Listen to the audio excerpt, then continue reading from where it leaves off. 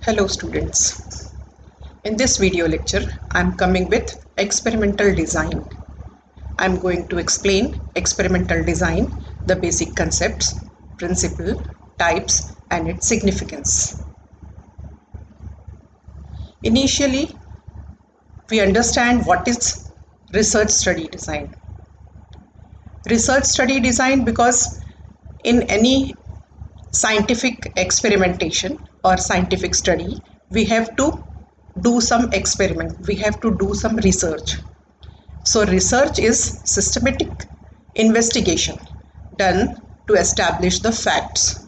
These facts leading to discovery of new theories, establishment and interpretation of facts, and revision of existing theories in the scenario of new facts.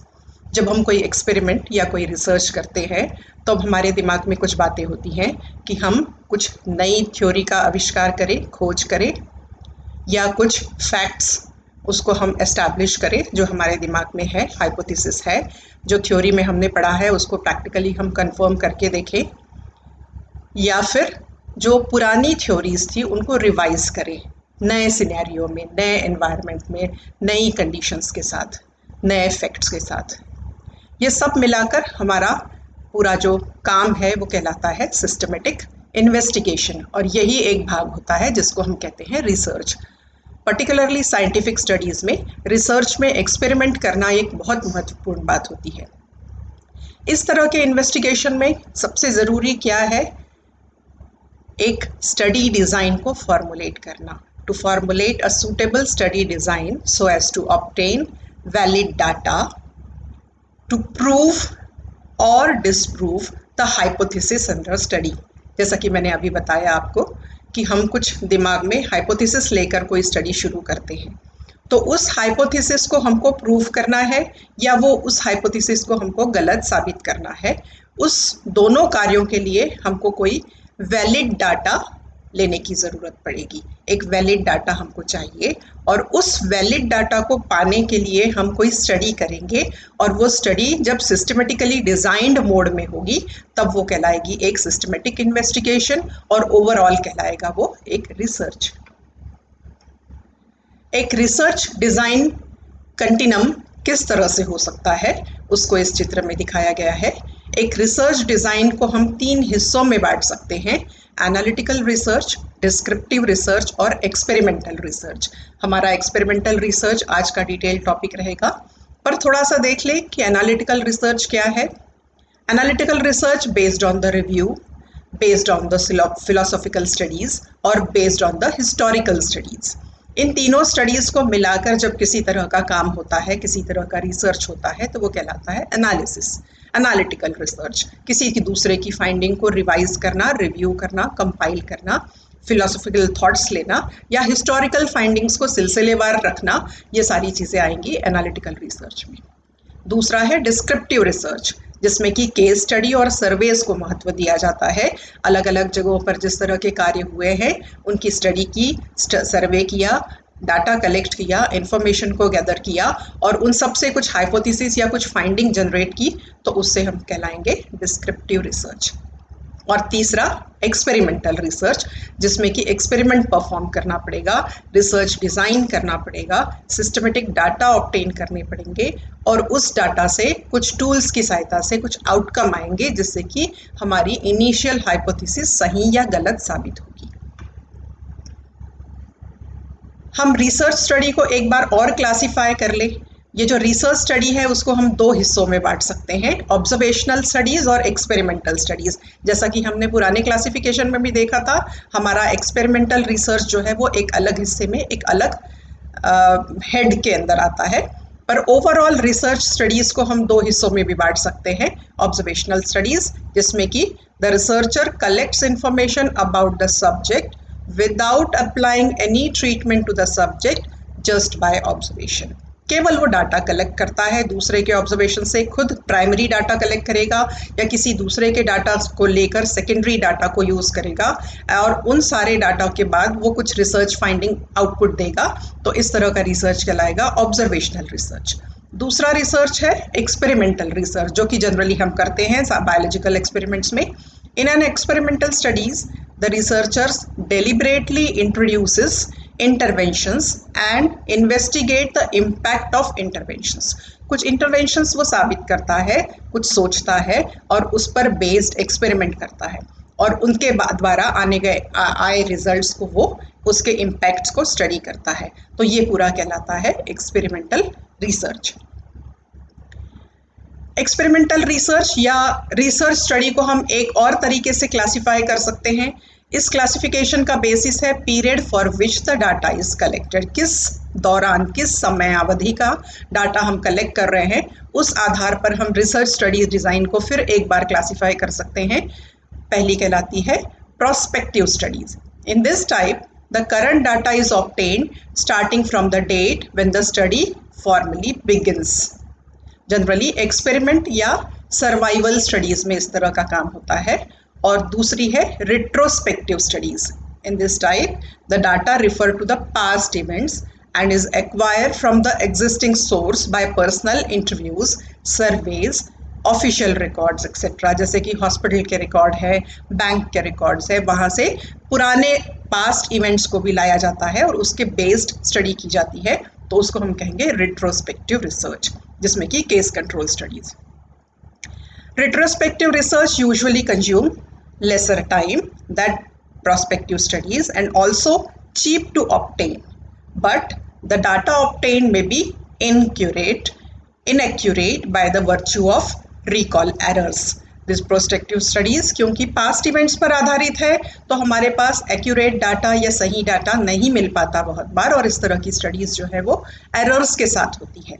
इसलिए हमारे biological experiments में हम ज़्यादातर करते हैं prospective studies. सो अब हम experimental research को थोड़ा सा डिटेल में देखें। अब हम जान चुके हैं कि हमको एक्सपेरिमेंटल रिसर्च डिज़ाइन सीखना है। उस एक्सपेरिमेंटल रिसर्च में दो टर्म्स हमारे पास हमेशा आएंगे, इंडिपेंडेंट वेरिएबल्स और डिपेंडेंट वेरिएबल्स। इन टर्म्स से हम अच्छे से भली भांति परिचित हैं। डिपेंडेंट वेरिएबल और इंडिपेंडेंट वेरिएबल, जिसमें कि इंडिपेंडेंट वेरिएबल है जो डिपेंडेंट वेरिएबल को उसके ऊपर डिपेंड करता है।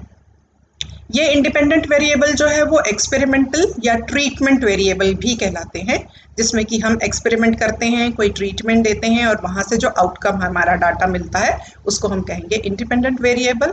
ज़्यादातर इस तरह के वेरिएबल्स जो रहते हैं वो हम एक्सपेक्ट नहीं कर सकते हैं, वो हमको रिसर्च के दौरान ही प्राप्त होते हैं। डिपेंडेंट वेरिएबल्स जो रहते हैं वो क्राइटेरिया या आउटकम वेरिएबल्स रहते हैं। जब हम ये कोई एक्सपेरिमेंट परफॉर्म करते हैं उसके बाद हमारा जो डाटा मिलता है वो डाटा क्राइटेरिया बेस्ड या आउटकम बेस्ड होगा, जिसको हम डिपेंडेंट वेरिएबल कहेंगे। So coming again to the experimental design, basically experimental design is how the observations or measurements should be obtained to answer a query in a valid, efficient and economical way.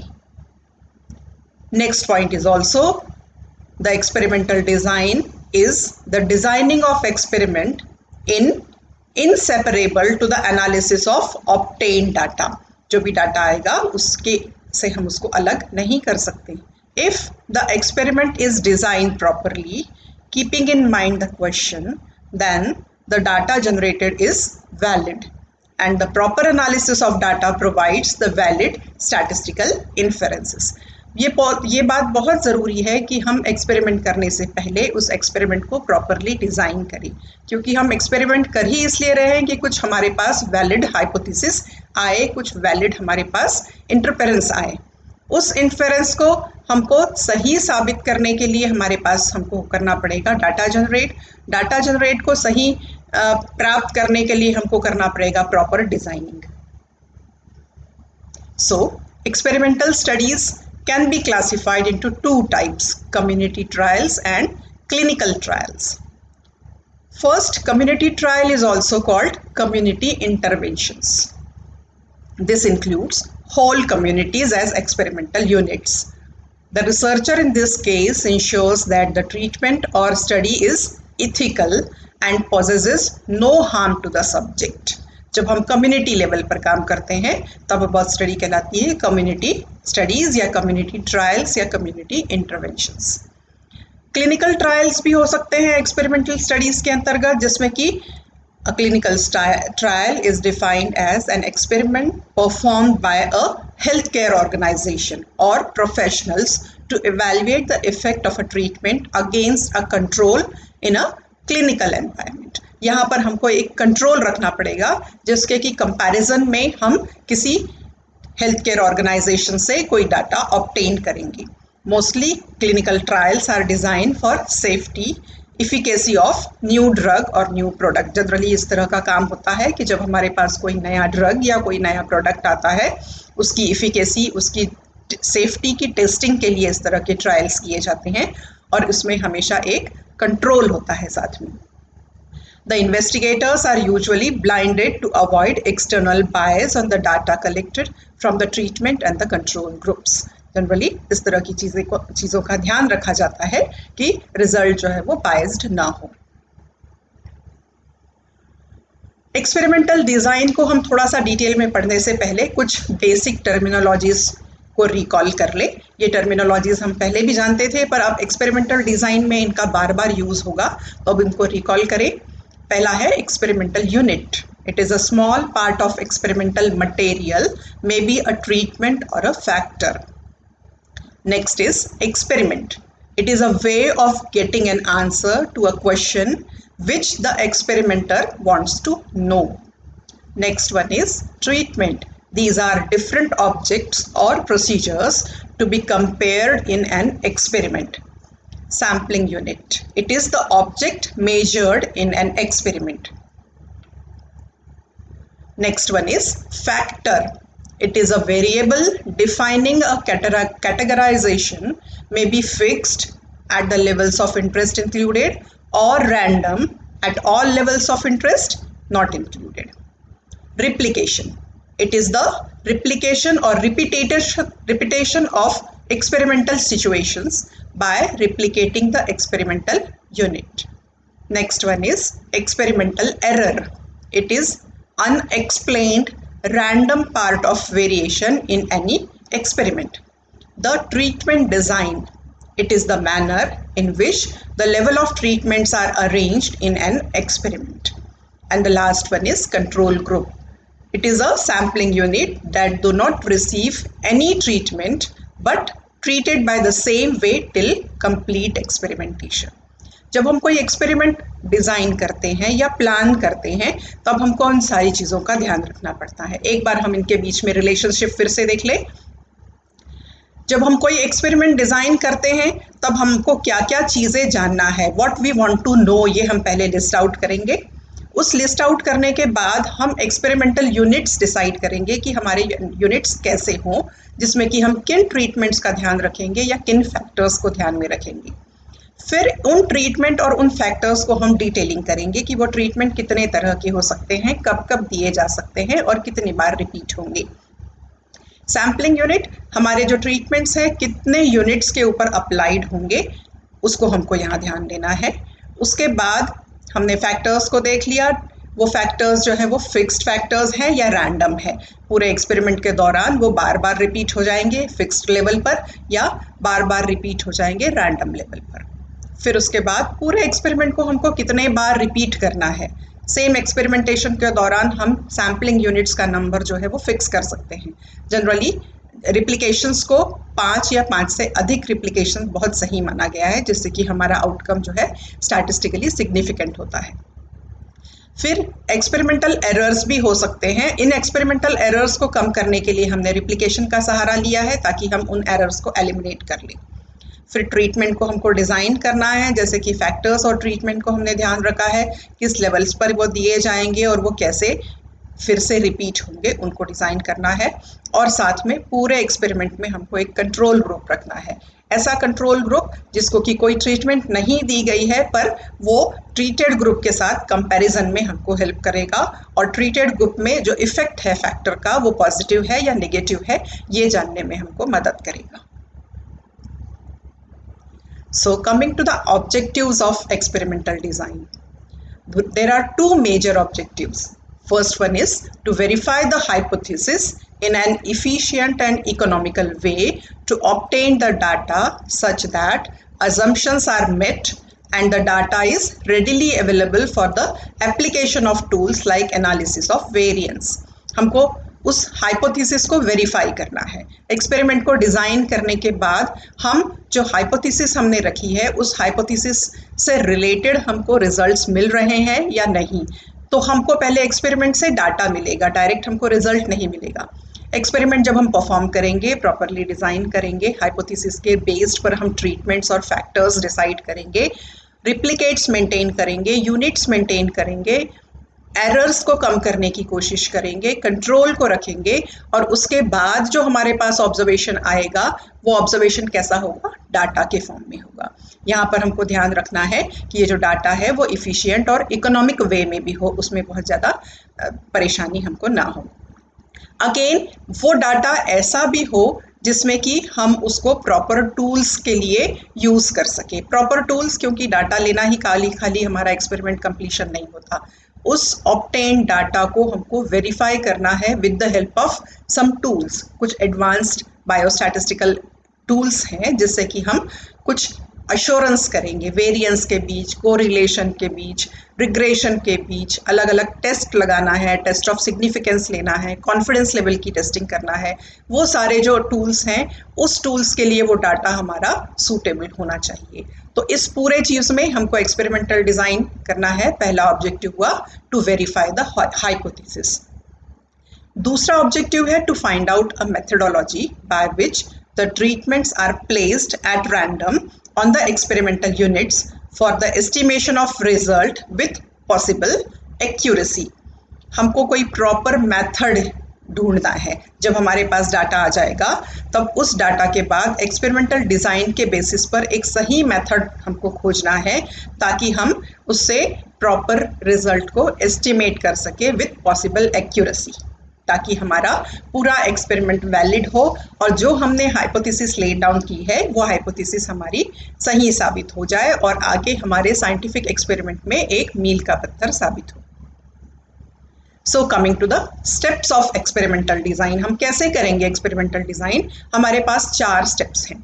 पहली step है to identify the experimental unit. हम पहले hypothesis जैसे हमने सोची, उस hypothesis के base पर हम एक्सपेरिमेंटल यूनिट्स आइडेंटिफाई करेंगे, कितने तरह के यूनिट्स हो सकते हैं।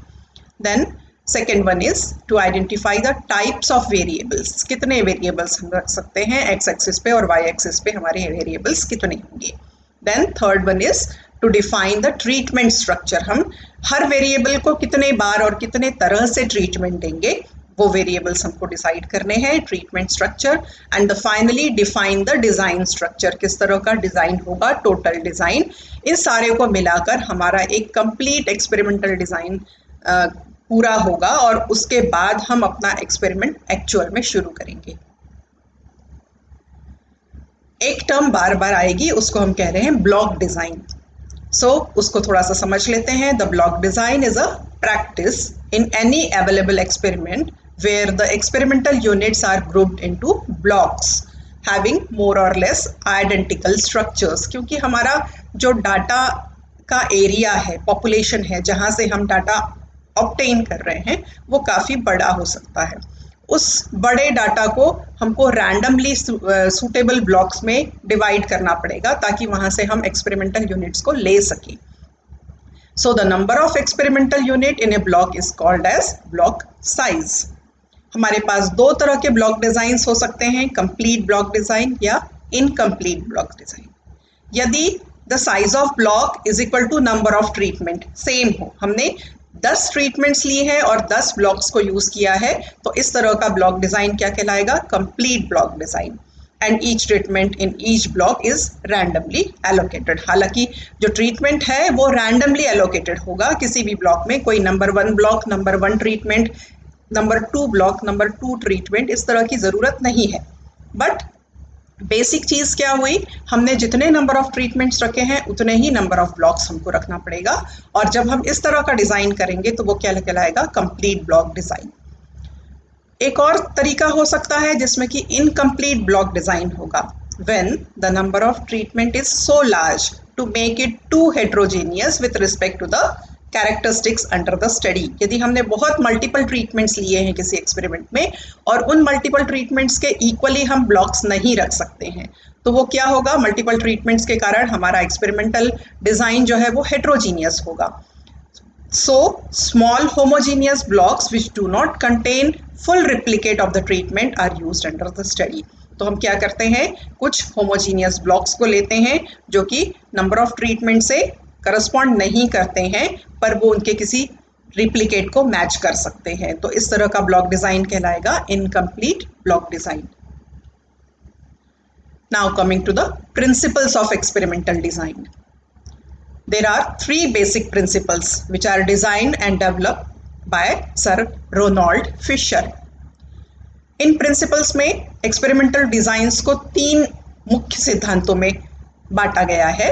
फर्स्ट है randomisation, next one is replication and local control. Randomisation means at random allocation of treatment to experimental unit. हमने रैंडम सैम्पलिंग यूनिट्स की स्टडी कर ली है, किस तरह से हम रैंडम सैम्पलिंग यूनिट्स को आइडेंटिफाई करते हैं। अब यहाँ पर हम एक्सपेरिमेंटल ट्रीटमेंट्स को भी रैंडमाइज कर रहे हैं। इस रैंडमाइजेशन के कारण हमको क्या क्या फायदे होते हैं, it eliminates systematic biasness, it is needed to obtain a representative sample from the population and it helps in distributing the unknown variation throughout the experiment। हम randomization कर रहे हैं experimental units का। If the randomization process is such that every experimental unit has an equal chance of receiving each treatment, it is called complete randomization। Generally हम इस तरह की चीजें करते हैं, रैंडमाइजेशन, सैम्पलिंग भी रैंडम करेंगे और सैम्पलिंग के आउटकम्स को भी हम रैंडमली यूज करेंगे। दूसरा प्रिंसिपल है replication. This is repetition of treatment a number of times to obtain a valid and more reliable which is not possible with one observation only. हमने रिप्लिकेशन को एक बार और पहले डिफाइन किया था। रिप्लिकेशन जो है वो एरर्स कम करने के लिए भी होता है। जब हम किसी एक्सपेरिमेंट को रिपीट करते हैं, सेम एक्सपेरिमेंट में हम ट्रीटमेंट्स को बार बार रिपीट करते हैं और मैंने पहले भी बताया कि 5 से कम जो रिप्लिकेशंस हैं उनको हम मोस्टली वैलिड नहीं मानते हैं। So the number of times replication या रिपीटेशन किसी एक्सपेरिमेंट का होगा जिससे हमको क्या मिलेगा, वैलिड और रिलायबल डाटा मिलेगा, जिससे कि हम केवल एक डाटा से उसको हम आउटकम को एक्सप्रेस नहीं कर सकते या उसको वैलिड साबित नहीं कर सकते हैं। मोस्ट ऑफ द एक्सपेरिमेंट जब हम अपने कक्षाओं में करते हैं तब एक्सपेरिमेंट में एक पेट्री प्लेट में हमारा काम पूरा हो जाता है, पर जब हमको एक्चुअल रिसर्च करना है तब सिंगल पेट्री प्लेट में कोई एक्सपेरिमेंट हमने परफॉर्म किया तो वो आपके रिप्लिकेशन को पूरा गलत साबित करेगा, वो एक रिप्लिकेशन का मेथड नहीं कहलाएगा। इसलिए आपको कम से कम 5 पेट्री प्लेट्स में 5 बार उस एक्सपेरिमेंट को रिप्लिकेट करना है, नंबर ऑफ टाइम्स उसको रिपीट करना है, जिससे कि रिप्लिकेशन का काम हो। Replication provides an efficient way of increasing precision of an experiment। Usually, जैसे अभी मैंने बताया, less than 5 replicates in any experiment is not considered good for further analysis। Third principle, local control या error control। This result in the formation of homogeneous blocks for acceptance or elimination during the calculations। जब हम error control के लिए जब हम experiment को design करते हैं तो हम ये इस बात का ध्यान रखते हैं कि हमारे ब्लॉक्स जो हैं वो काफ़ी हद तक, कुछ हद तक होमोजीनियस हो, ताकि वो या तो एक्सेप्ट हो जाएं या फिर उस पूरे कैलकुलेशन में उनको हमको एलिमिनेट करने में आसानी हो। This can support the assumption that among the blocks the variation is due to the treatments only। केवल जो हमने ट्रीटमेंट लगाए रखे हैं उस ट्रीटमेंट के कारण हमको वेरिएशंस मिल रहे हैं, और इन्हीं सब चीज़ों के लिए हमको रखने की ज़रूरत पड़ती है कंट्रोल, जो हमने एक टेबल में पढ़ा था। कंट्रोल क्या है? कंट्रोल एक्चुअली क्या है, जिसमें कि कोई ऐसा एक्सपेरिमेंटल यूनिट जिसको कि हमने ट्रीटमेंट नहीं दिया है, वो कंट्रोल पॉजिटिव या नेगेटिव कंट्रोल हो सकता है, और बाकी जो होंगे वो टेस्ट होंगे जिसको कि अलग अलग ट्रीटमेंट्स मिले हुए हैं। उन ट्रीटमेंट्स को सपोर्ट करने के लिए जो भी हमारे पास डाटा ऑब्टेन होगा, उस डाटा ऑब्टेन को हम कहेंगे एरर कंट्रोल या local control data. This is used with replication to reduce the experimental error. हमने पहले भी देखा कि जब हम रिप्लिकेशंस बढ़ाते हैं तो हमारा एरर जो है वो कम होता चला जाता है। Coming to the types of experimental design. एक्सपेरिमेंटल डिजाइन को हम तीन तरह से एक्सप्लेन कर सकते हैं, तीन तरह में बांट सकते हैं, तीन टाइप्स में उनको हम बांट सकते हैं। Pre experimental design, it is also called pseudo experimental design. In this, no randomization, no control groups are involved. It is very simple and convenient to conduct and suitable for beginners. Mostly जब हम बिना किसी तैयारी के, बिना किसी principal को जाने जब कोई एक्सपेरिमेंट करते हैं तो इस तरह के एक्सपेरिमेंट्स जो हैं वो कहलाते हैं प्री एक्सपेरिमेंटल डिज़ाइंस। जनरली हम ग्रेजुएशन या पोस्ट ग्रेजुएशन लेवल पर इस तरह के एक्सपेरिमेंट करते हैं जिसमें कि हमको प्रोटोकॉल्स दिए जाते हैं। प्रोटोकॉल्स के रिक्वायरमेंट के हिसाब से हम तैयारी करते हैं, जहाँ पर हम किसी भी तरह का रैंडमाइजेशन या कंट्रोल ग्रुप का ख्याल नहीं रखते, और उस तरह के डाटा को हम जब ऑब्टेन करते हैं तो वो हमारा एक्सपेरिमेंट आ जाएगा इस कैटेगरी में, प्री एक्सपेरिमेंटल डिज़ाइन कैटेगरी में। दूसरा है quasi experimental design. It is based on natural experiment with absence of either randomization or control group. This is based on manipulation of independent variables. Only correlation can be demonstrated. इस तरह का जो quasi experimental है इसमें या तो randomisation या control group दोनों में से कोई एक एब्सेंट होगा। This is mostly independent variables का मैनिपुलेशन है, उसमें हम बदलाव कर सकते हैं। और इस तरह के एक्सपेरिमेंट जो है जिसमें हम कोरिलेट कर सकते हैं, दो एक्सपेरिमेंट के बीच कोरिलेशन कर सकते हैं, दो फैक्टर्स के बीच कोरिलेशन कर सकते हैं, दो ट्रीटमेंट्स के बीच कोरिलेशन कर सकते हैं। तीसरे कहलाते हैं ट्रू एक्सपेरिमेंटल डिज़ाइन। इस तरह के एक्सपेरिमेंटल डिज़ाइन जिसमें कि रैंडमाइजेशन और कंट्रोल ग्रुप दोनों पाए जाते हैं, दोनों को हम यूज़ करेंगे। हम इस तरह से डिज़ाइन करेंगे ताकि हमारे जो ब्लॉक्स हैं वो रैंडमाइज लेवल के हो और जो ट्रीटमेंट है उसके साथ में कंट्रोल ग्रुप भी लगा हो। इस ट्रू एक्सपेरिमेंटल डिज़ाइन के तीन की टर्म्स हैं। पहला की टर्म है manipulation. Manipulation means control of independent variable by researcher through treatment और interventions. हम उनमें बदलाव करेंगे, अलग अलग ट्रीटमेंट्स करके उनको मैनिपुलेट करेंगे डाटा ऑब्टेन करने के लिए। दूसरा की टर्म है control, use of control group on dependent variable. ये कंट्रोल आपका पॉजिटिव या नेगेटिव कंट्रोल दोनों हो सकता है। और तीसरा है रैंडमाइजेशन, जिसमें कि every subject gets equal chance to experimental and control group. तो इन तीन की टर्म्स को जब हम यूज करेंगे और रैंडमाइजेशन और कंट्रोल ग्रुप्स के साथ काम करेंगे तब हमारा ये पूरा कहलाएगा true experimental design. Coming to the examples of true experimental design. अलग अलग एक्सपेरिमेंट्स में, अलग अलग तरह के एक्सपेरिमेंट्स में हम इन तरह के एक्सपेरिमेंटल डिजाइन को यूज कर सकते हैं। Completely random design, randomised block design, Latin square design, post test only control design, pre test post test only design, Solomon 4 group design, factorial design और क्रॉसओवर डिजाइन। यहाँ एक बात मैं कहना चाहूंगी कि हम किस तरह का एक्सपेरिमेंट करना चाह रहे हैं, हमारा हाइपोथेसिस कैसा है और हम कैसा आउटकम चाह रहे हैं, और हम किस टूल से हमारे डाटा को आगे एनालाइज करेंगे, यह सब सोचकर हमको इनमें से किसी एक एग्जाम्पल के हिसाब से एक्सपेरिमेंटल डिजाइन चुनना पड़ेगा। हमारा एक्सपेरिमेंटल डिजाइन इस बात को भी साबित करेगा कि हमारा जो एक्सपेरिमेंट है वो किस लेवल का है और हमारे हाइपोथेसिस को हमको टेस्टिंग के लिए किस लेवल पर पहुंचाना है। Coming to the first one, completely randomized design, CRD. It is the most simplest method of design and all experimental units are considered in the same and no division or grouping among them. सारे experimental units को generally जब हमारा experiment छोटा होता है, हमारे experiment के population size में कमी होती है या लैब्स में हम इस तरह का काम करते हैं, तब हमको कंप्लीटली रैंडमाइज्ड डिज़ाइन पर बहुत आसानी से एक्सपेरिमेंट हम कर सकते हैं। The design is entirely flexible as the number of replications for the different treatments need not to be equal.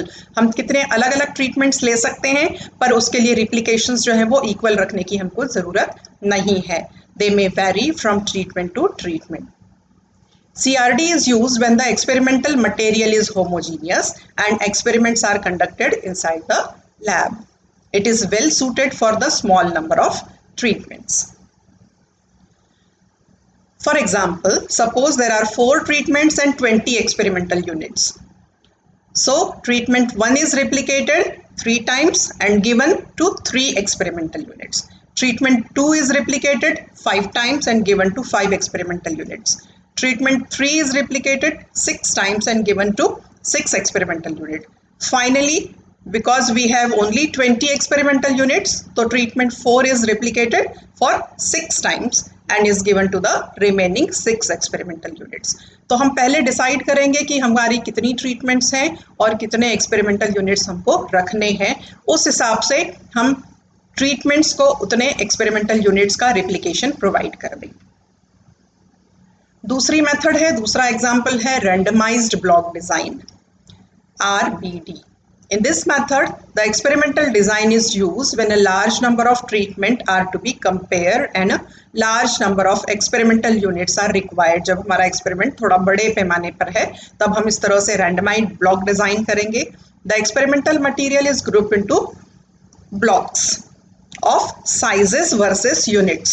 Size, block का साइज और ब्लॉक के यूनिट्स के बीच में हमको डिजाइन करना है, ग्रुपिंग करना है. The blocks are constructed such that the experimental units within a block are relatively homogeneous and resemble to each other more closely than the units in the different blocks. जो पास पास के units और blocks हैं उनके बीच resemblance हो और जो दूर दूर के यूनिट्स और ब्लॉक्स हैं उनके बीच रिलेशन कम हो. यहाँ पर एग्जाम्पल लीजिए. Suppose there are 7 treatments denoted to the T corresponding to 7 levels of factor to be included in 4 blocks.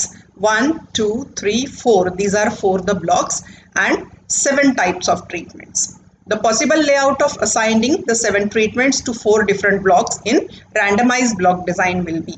हमने treatments को randomly assign किया है. हालांकि हर एक ट्रीटमेंट के लिए, हर एक ब्लॉक के लिए पूरे 7 ट्रीटमेंट है, बट इन ट्रीटमेंट्स का आपस में किसी भी तरह का रिलेशनशिप नहीं है.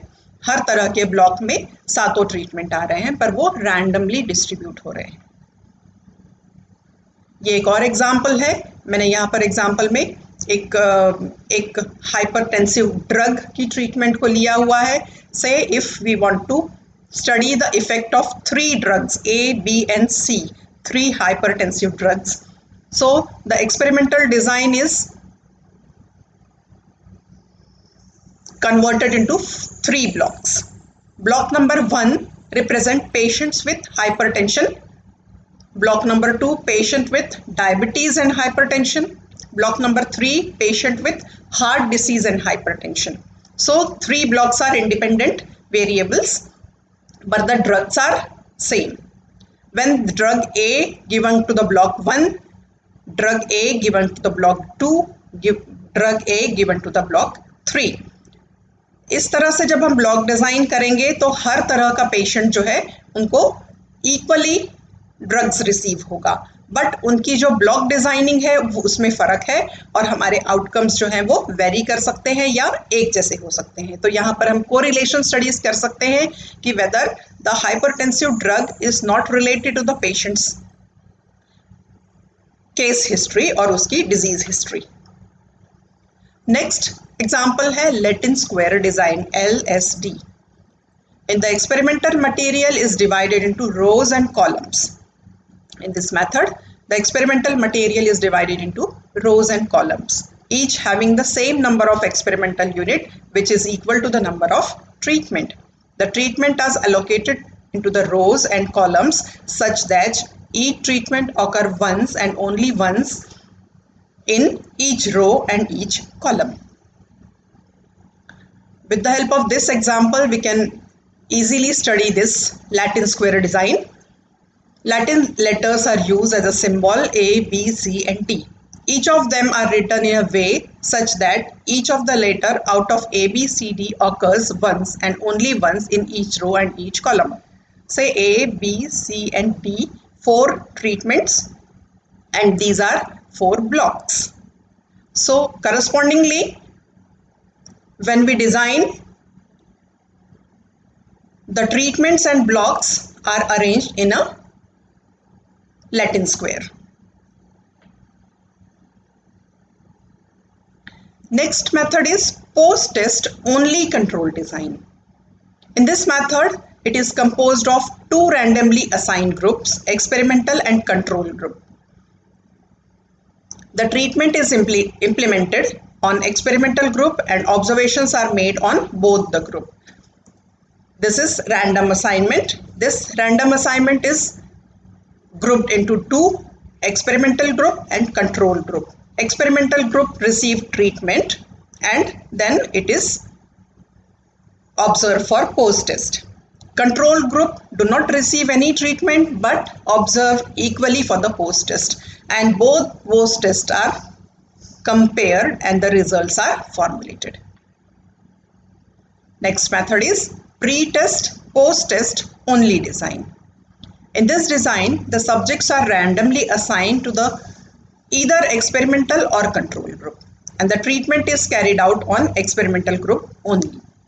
Here, the random assigned experiment is classified into two groups, experimental group and control group.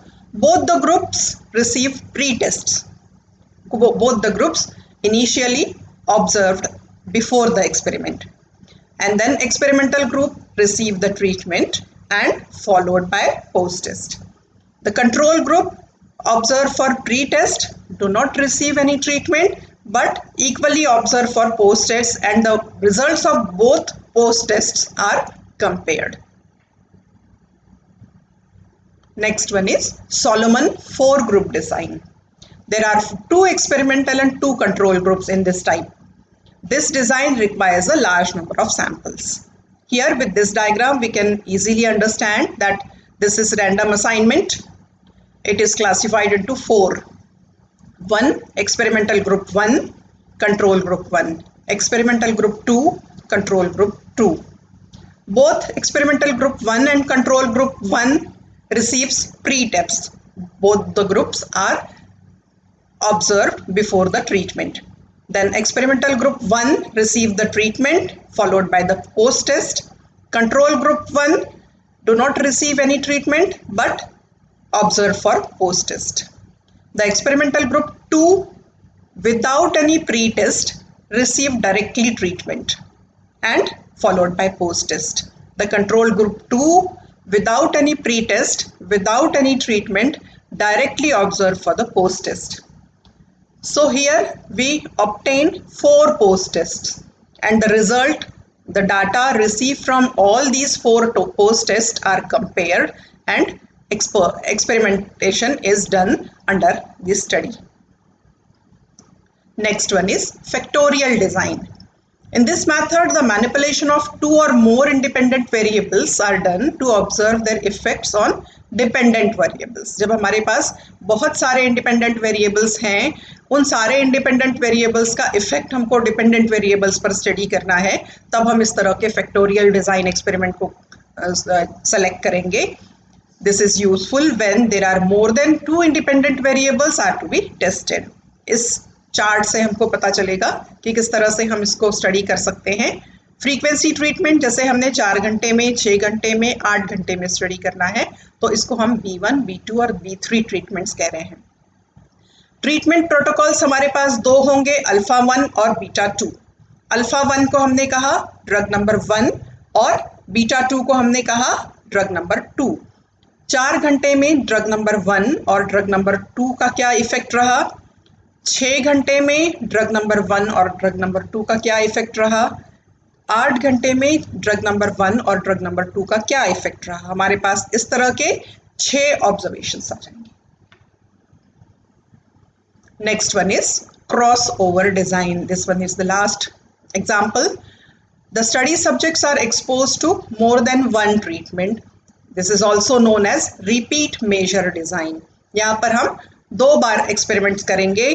जो सब्जेक्ट है एक से अधिक बार ट्रीटमेंट को रिसीव करेगा.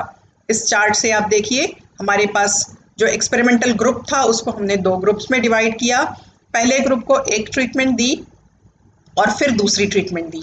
दूसरे ग्रुप को पहली बार दूसरी ट्रीटमेंट दी और फिर पहली ट्रीटमेंट दी.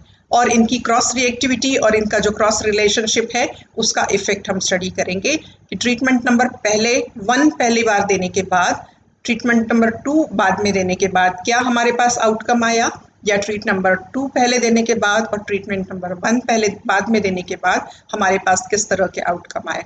इस तरह से हमारे पास जो 2 आउटकम आएंगे उनके बीच कंपैरिजन और ट्रीटमेंट्स के सिग्निफिकेंस जो है उसकी स्टडी हम कर सकते हैं।